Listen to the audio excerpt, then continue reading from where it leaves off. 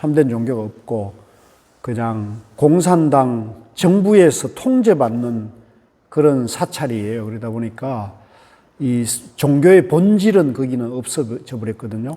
그러니까 중국에서 가나선이 탄생했지만 실제 중국에는 가나선이 없는 거죠. 근데 그 가나선이 중국 송나라 시대에 출현했는데 이게 고려를 거쳐서 우리 그 태고보우국사 아시잖아요. 고려 공민왕의 왕사를 지낸 태고보우국사가 이제 화두 참선을 해서 이분이 깨쳤어요. 예. 밤낮 없이 화두가 일념이 된 상태에서 거기서도 더 밀어붙여가지고 화두를 타파해서 이제 깨쳤어요. 깨쳤는데, 당시에는 고려에 이 화두를 타파한 분을 인가를 해줄 수 있는 분이 없는 거예요.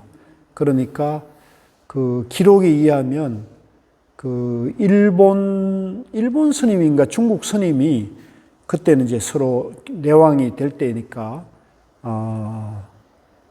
중국에 가면 남방에 아직 임재종 조사들이 깨친 조사들이 있으니까 그분들을 찾아뵙고 인가를 받으라고 권유를 해요.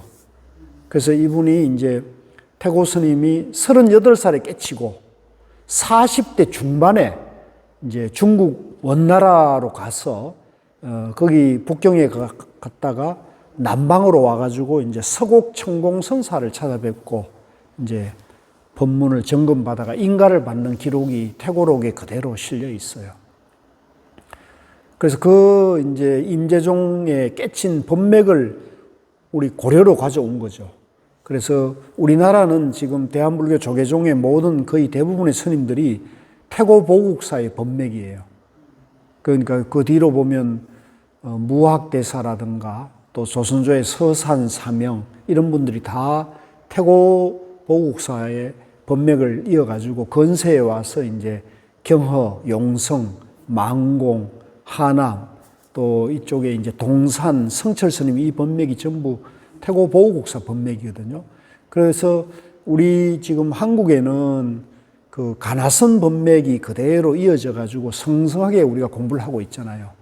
그런데 중국은 없어졌고 똑같이 일본에도 전성이 됐는데 일본은 똑같은 임재종 가나선이 건너갔는데 거기는 이상하게 화두 참선이 교학과 이렇게 융합이 되면서 이 가나선 화두를 하나하나 이렇게 차례차례로 화두를 타파하는 그런 점수법으로 이렇게 변질이 되어버렸어요. 그래서 지금 전 세계에 화두 참선법이 오롯이 이 원형이 남아있는 곳은 우리 한국 조계종밖에 없다. 그런데 이 가나선이 쉬워요, 어려워요? 어렵죠.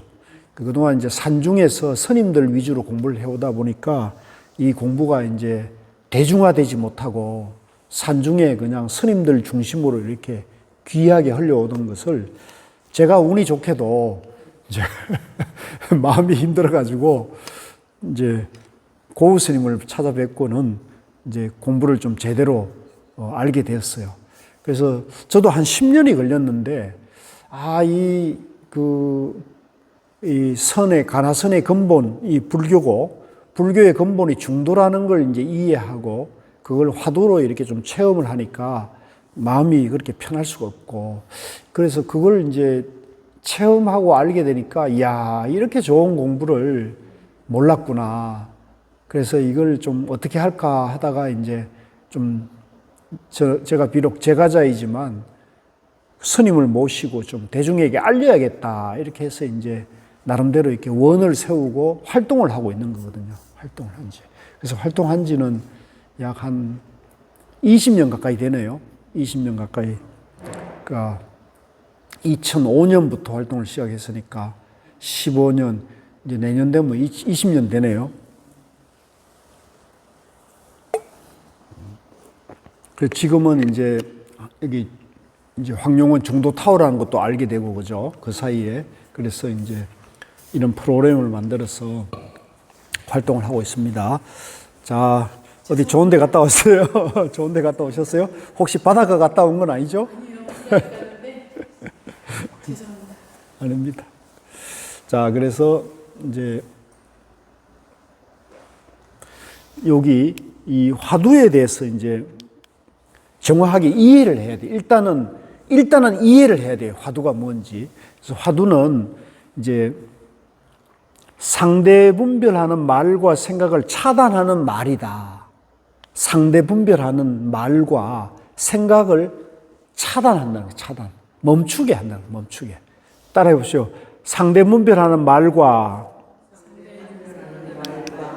생각을 차단하는 말. 예, 말과 생각을 차단하는 말이다. 분별하는 말을 끊어주는 거예요. 예.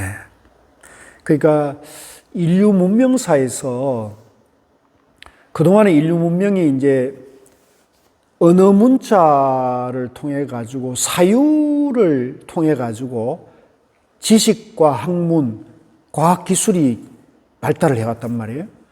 그런데 우리가 이 과학 기술과 지식 학문이 발달했는데 우리 삶의 고통은 해결됐습니까? 안 됐습니까? 우리 삶의 고통은 여전하잖아요. 그죠? 물질적으로나 이게 풍족해져도 우리가 받는 괴로움은 별반 차이가 없어요. 어떻게 보면 더 복잡해졌고 더 힘들어질 수도 몰라요. 너무 세상이 빠르게 변하고, 그죠? 또 너무 풍족함으로 인해 가지고 우리가 받는 물질적인 풍요에 비해서 정신적인 고통은, 정신적인 괴로움은 별반 달라진 게 없지 않느냐. 오히려 더 심해진 게 아니냐. 이렇게 생각할 수도 있거든요. 그래서 이 과학기술, 지식, 학문, 언어 문자, 사유로는 이 문제를 해결할 수가 없다는 것이 부처님의 깨달음이에요. 그러면 부처님은 이 괴로움을 어떻게 해결했느냐 하면 명상을 통해서 삼매를 통해 가지고 이제 선정의 힘으로 지혜를 밝혀야 한다는 거죠. 그러면 선정 삼매의 힘이 뭐냐면 우리 사유 분별을 멈추는 데 오는 거예요. 그래서 그걸 이제 우리가 내면의 고요함이라고 그랬죠. 고요함. 예. 그걸 이제 전문적인 용어로 사마타라 그러고요. 한번 따라해보세요. 사마타. 고요함. 예, 멈추는 겁니다. 멈춤. 이제 망상, 잡념, 분별심을 멈추는 거예요. 그 멈춘다는 것은 이제 나다, 너다, 있다, 없다, 선이다, 악이다, 옳다, 그러다는 그런 상대 분별하는 마음을 멈추는 거예요. 멈추는 거. 그 멈추는 것이 이제 고요함이고, 그걸 이제 사마타, 또 이제 선정, 삼매의 힘을 키우는 거예요. 그래서 우리 마음이 이제 고요함에 개합하면, 고요한 자리에 이제 들어가게 되면 마음이 고요해지면서 편안해지고, 고요하고 편안한 자리에서 지혜가 나오는 거예요. 지혜. 예, 그거를 이제 윗바사나라고 그래요. 따라해서 윗바사나. 이제 우리 이걸 이제 동아시아에서는 이것을 이제 정해라 그래서 육조 스님은 육조당경에서 정해라 그랬거든요. 정해가 바로 남방에서 말하는 부처님 말씀하신 사마타 윗바사나고, 이걸 동아시아에 와가지고는 이제 정해라 그러는데, 정은 이제 우리 마음이 이제 상대 분별심을 떠나는 거, 그걸 이제 양변이라는데, 양변을 여의면 그 마음자리가 고요한 정이 된다는 거죠. 같이 해봅시다. 정. 그 양변을 여인 마음자리가 정이 되고 그 정에서 지혜가 나온다 해가지고 해라 그래요. 그래서 그걸 정해, 사마타 윗바사나. 그래서 요 정해, 사마타 윗바사나를 자기 마음의 본성이 그렇다는 거죠. 우리 마음의 존재 원리가 정해, 사마타 윗바사나 돼 있고, 요 정해가 하나가 된 걸 우리가 중도라고 합니다. 같이 해보세요. 중도. 그래서 우리 마음을 이 중도심, 중도의 마음을 자꾸 개발하고 체험해서 궁극적으로는 중도의 마음으로 돌아가는 것을 우리가 깨달음이라 그래요. 그래서 지금 우리는 중도의 마음으로 되어 있는데 이게 개발이 안 되고 중도의 마음이 분별망상, 잡념에 이렇게 가려져 있어요. 잡념. 그 잡념 중에 가장 근본이 되는 잡념이 내라는 생각이에요. 내가 있다. 내가 있다고 생각하기 때문에 이제 나와 내 소유물이 있다고 생각한단 말이에요. 많아요, 적어요? 네. 많은 사람은 많고 적은 사람은 적은데 부처님은 나라는 생각, 내 것이라는 생각을 다 버린 분이에요. 그래서 그걸 우리가 무소유라 그러고 무념이라 그러죠. 무념. 따라해보세요. 무념, 무심, 무아. 이걸 깨달은 분이에요. 그러면 내가 없나? 그러면 없다에 또 집착하면 그것도 또 병견이 돼요. 있다에 집착해도 병견이고 없다에 집착해도 병견인 거죠. 그래서 있다 없다를 멈추면, 그죠? 양변을 다 비추는 지혜가 나온다는 거예요. 요게 공식이에요. 요게 중도 원리거든요. 요 간단한 원리, 요 간단한 중도 공식을 일단 이해를 해야 돼요. 이해를.